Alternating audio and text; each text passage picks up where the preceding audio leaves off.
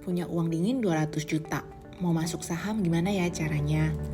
Itu adalah pertanyaan salah seorang kerabat beberapa waktu yang lalu. Ia sudah memiliki dana darurat, asuransi, bisnis yang sudah generate cash flow, sehingga dana ini benar-benar fokus untuk investasi dan bisa menerima resiko yang lebih tinggi. Nah, untuk menjawab pertanyaan tersebut, maka langkah pertama yang harus dilakukan adalah pahami gambaran besar terlebih dahulu. Dalam kasus ini adalah makroekonomi. Kenapa sih penting untuk memahami makroekonomi? Hal ini bertujuan untuk membantu Anda memetakan strategi investasi ke depannya.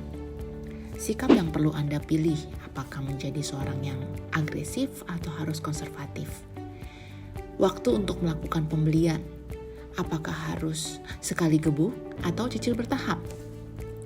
Nah, hal-hal ini perlu diperhatikan tentunya. Membahas keadaan makroekonomi di 2023, banyak yang meramalkan akan terjadi resesi. Resesi adalah pelemahan ekonomi selama 2 kuartal berturut-turut. Dan saat ini Amerika sudah bisa dikategorikan terkena resesi. Ada juga beberapa faktor yang perlu diperhatikan. Dimulai dari ketegangan perang yang masih berlanjut, sumber daya energi yang masih tinggi, stagflasi dan kenaikan suku bunga, hutang negara yang meningkat, serta resiko gagal bayar seperti Evergrande.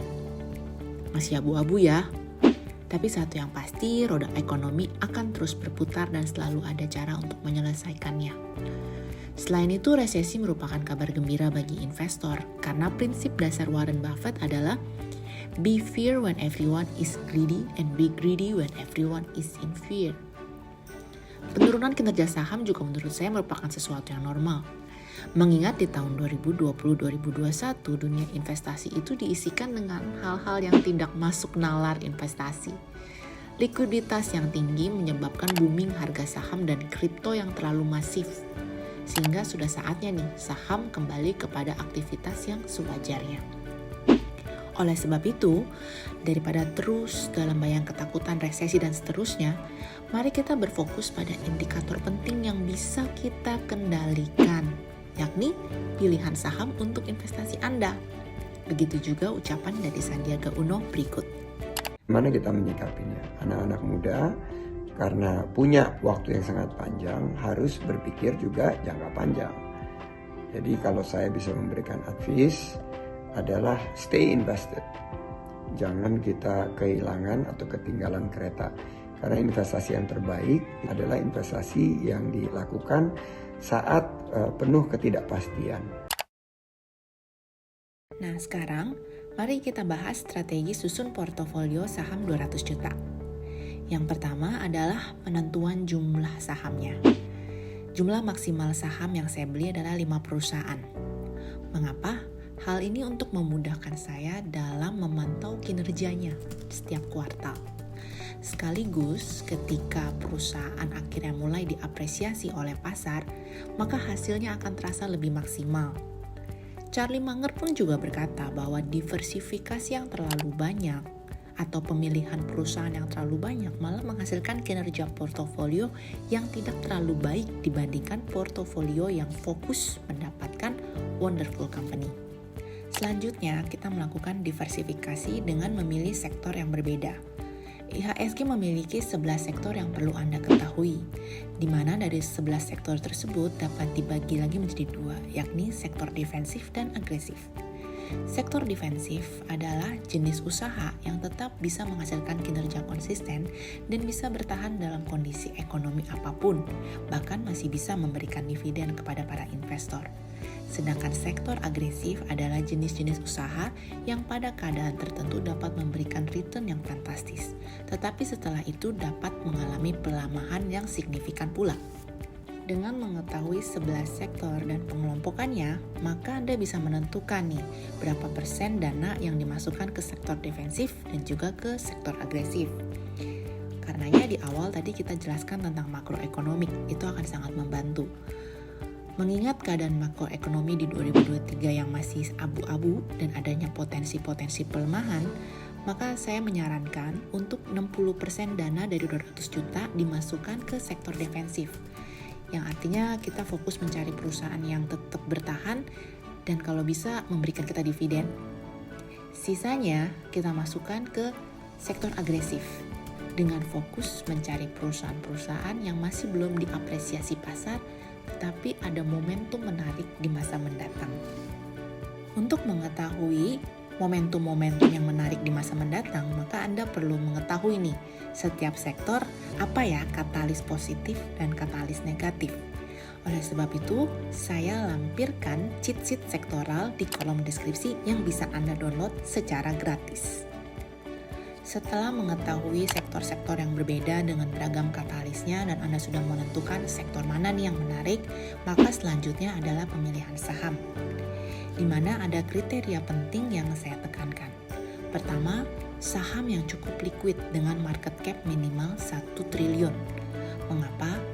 Karena likuiditas suatu saham menandakan saham tersebut terdapat transaksi yang aktif, sehingga memudahkan dalam jual beli saham. Nggak mau dong ketika beli saham, Anda tidak bisa menjualnya karena tidak ada pembelinya. Jangan sampai ya. Yang kedua, laba konsisten dan bertumbuh dalam 5 tahun terakhir. Hal ini pun tercermin dari arus kas yang sehat dan bertambah dari waktu ke waktu. Kedua hal ini penting karena merupakan indikator untuk melihat kinerja perusahaan yang resilient di setiap keadaan. Apalagi ketika pandemi kemarin ya, perusahaan-perusahaan yang masih bisa menjaga labanya, menurut saya itu merupakan perusahaan dengan corporate governance yang baik. Keempat, hutang perusahaan menurun atau rasio DER tidak boleh lebih dari 1,5 kali. Hal ini bertujuan untuk mengurangi risiko gagal bayar yang berujung pailit.